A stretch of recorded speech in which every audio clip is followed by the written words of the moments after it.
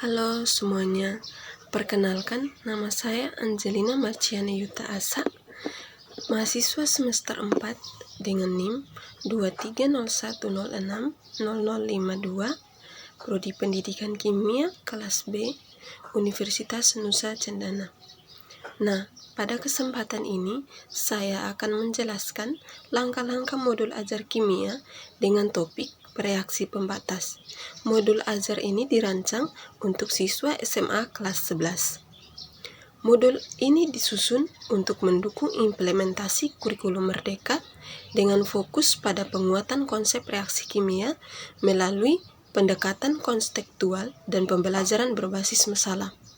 Harapannya, siswa tidak hanya memahami teori, tetapi juga mampu mengaplikasikan konsep ini dalam kehidupan sehari-hari.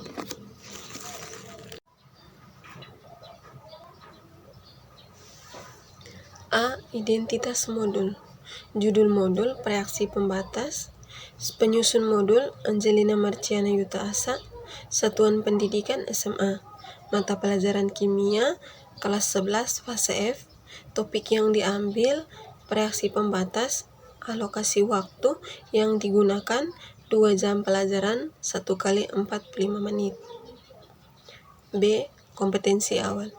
Kompetensi awal yang harus dimiliki untuk mencapai pembelajaran pada modul ini adalah memahami reaksi pembatas. C. Profil pelajar Pancasila. Pada profil pelajar Pancasila ada 3, yaitu yang pertama, beriman bertakwa kepada Tuhan Yang Maha Esa, di mana peserta didik yang memiliki keimanan yang menunjukkan perilaku sesuai ajaran agama yang dianutnya. Yang kedua, mandiri, di mana peserta didik mampu bertanggung jawab dalam belajar dan mengambil keputusan dalam menyelesaikan tugas. Yang ketiga, gotong royong, peserta didik saling membantu dalam menyelesaikan tugas kelompok dan kerjasama tim dengan baik. Yang berikut, sarana dan prasarana, yaitu yang pertama, modul ajar, LKPD, PowerPoint, laptop, Infocus, dan alat tulis. Yang berikut, target peserta didik.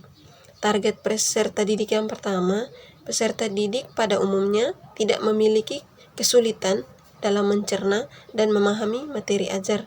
Yang kedua, peserta didik memiliki gaya belajar yang berbeda, yaitu auditori, visual, dan kinestetik. Yang ketiga, peserta didik dengan pencapaian tinggi mampu mencerna dan memahami dengan cepat, maupun mencapai keterampilan berpikir tingkat tinggi dan memiliki kemampuan memimpin. Yang berikut, pendekatan model dan metode pembelajaran yang saya gunakan, yaitu yang pertama, pendekatan scientific learning, modelnya itu case method, dan metode diskusi dan unjuk kerja. Yang berikut, komponen inti dengan materi pokok pembelajaran reaksi pembatas. Nah, pada modul ini adapun capaian pembelajaran dan tujuan pembelajaran yang harus dicapai, yaitu yang pertama, capaian pembelajaran di mana peserta didik memiliki kemampuan untuk memahami perhitungan kimia, sifat, struktur, interaksi partikel dalam membantu berbagai senyawa, termasuk penerapan dalam keseharian. Yang berikut, tujuan pembelajaran.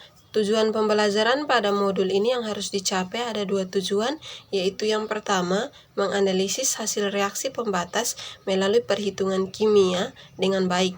Yang kedua, menjelaskan makna dan ciri-ciri reaksi pembatas melalui diskusi kelompok terhadap studi kasus antara logam-logam magnesium dan klorida.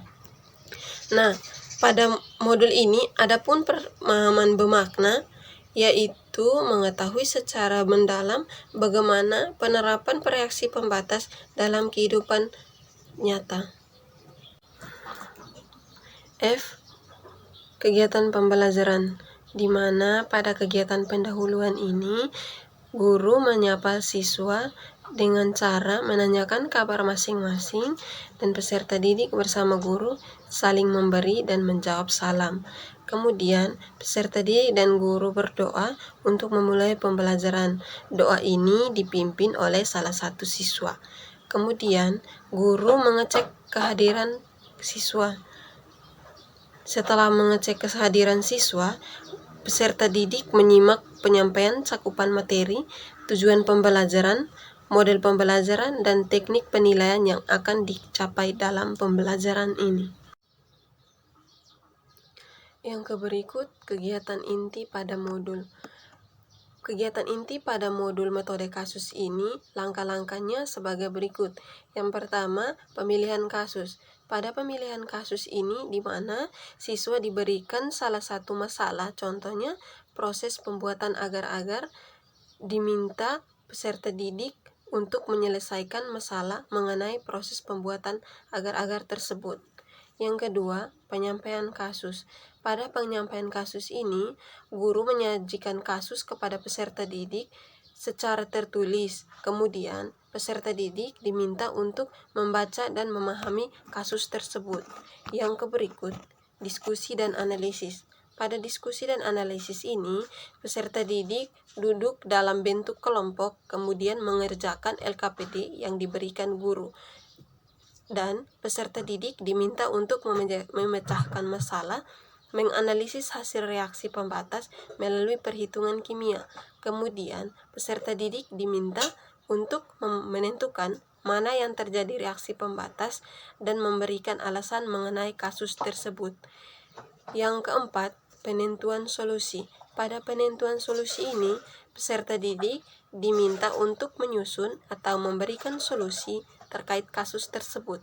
Yang kedua, peserta didik diminta untuk memberikan alasan mengenai kasus tersebut terkait dengan konsep reaksi pembatas. Yang kelima, presentasi hasil, di mana peserta didik mempresentasikan hasil diskusi di depan kelas.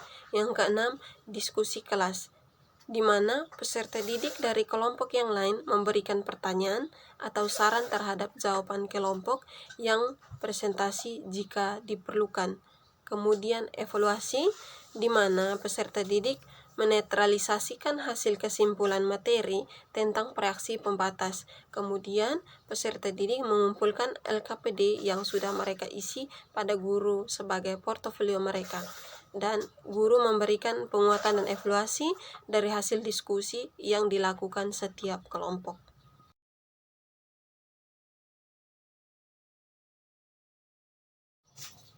Yang terakhir, kegiatan penutup. Pada kegiatan penutup ini, yang pertama, guru melakukan penilaian untuk mengetahui tingkat ketercapaian tujuan pembelajaran melalui soal asesmen. Yang kedua, peserta didik bersama guru melakukan refleksi singkat atas pembelajaran yang telah mereka pelajari. Yang berikut, guru menanyakan perasaan selama pembelajaran. Kemudian, pembelajaran ditutup dengan doa dan dipimpin oleh salah satu peserta didik.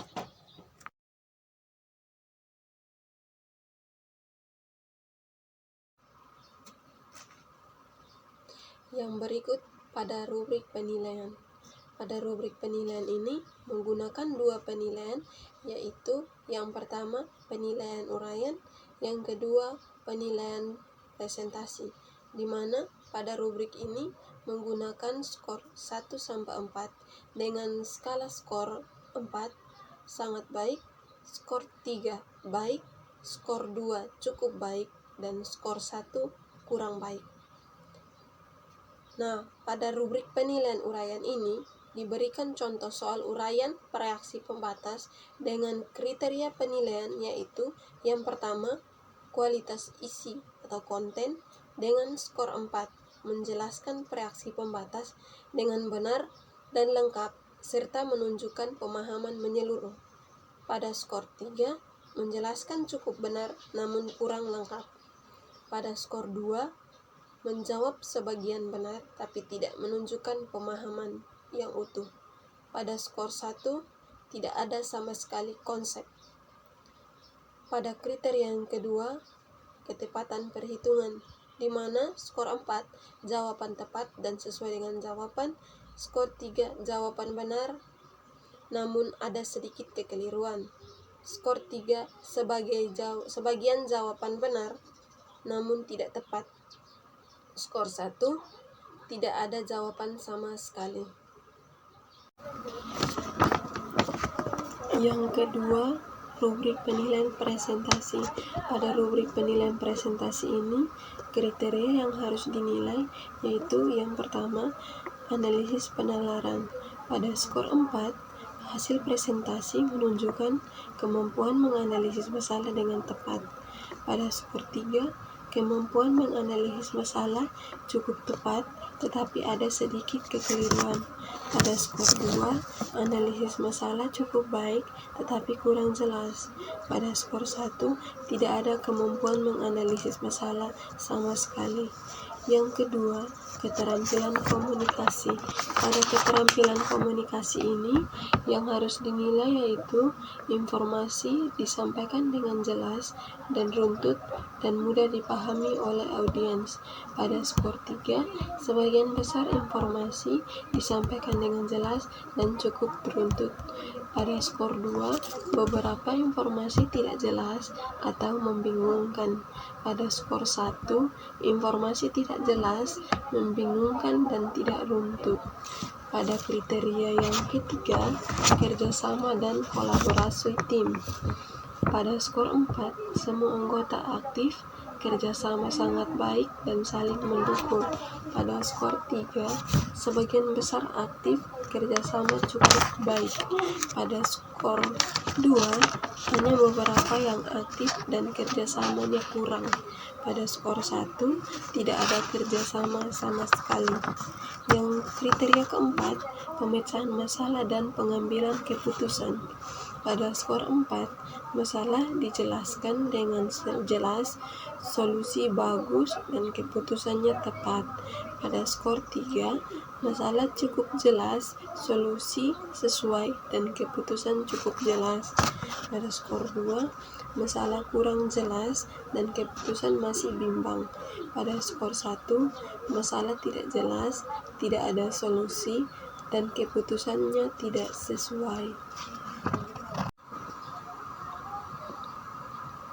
Yang berikut, lembar kerja peserta didik atau LKPD. Pada LKPD ini akan menjelaskan sebuah kasus nyata yang sering terjadi dalam kehidupan sehari-hari. Dengan memecahkan kasus ini, kita dapat belajar bagaimana cara berpikir kritis dan menentukan solusi. Pada LKPD ini, adapun capaian pembelajaran dan tujuan pembelajaran yang harus tercapai yaitu yang pertama, capaian pembelajaran, di mana peserta didik memiliki kemampuan untuk memahami perhitungan kimia, sifat, struktur, dan interaksi partikel dalam membantu berbagai senyawa termasuk penerapan dalam keseharian. Yang kedua, tujuan pembelajaran yaitu menganalisis hasil reaksi pembatas melalui perhitungan kimia dengan baik. Yang berikut, kegiatan siswa. Pada kegiatan siswa ini, yang pertama pemilihan kasus. Pada pemilihan kasus ini, siswa diberikan satu metode kasus, diminta untuk menyelesaikan masalah mengenai proses pembuatan agar-agar tersebut. Yang kedua, penyampaian kasus. Pada penyampaian kasus ini, guru menyajikan kasus kepada peserta didik secara tertulis. Kemudian, peserta didik diminta untuk membaca dan memahami kasus tersebut. Yang ketiga, analisis dan diskusi, di mana peserta didik dibentuk dalam kelompok dan mengerjakan LKPD yang diberikan oleh guru. Dan peserta didik diminta untuk memecahkan kasus dan menganalisis hasil reaksi pembatas melalui perhitungan kimia. Kemudian, peserta didik diminta untuk menentukan yang mana menjadi reaksi pembatas dan memberikan alasan mengenai kasus tersebut. Yang keempat, penentuan solusi. Pada penentuan solusi ini, peserta didik diminta untuk menyusun atau memberikan solusi terkait kasus tersebut.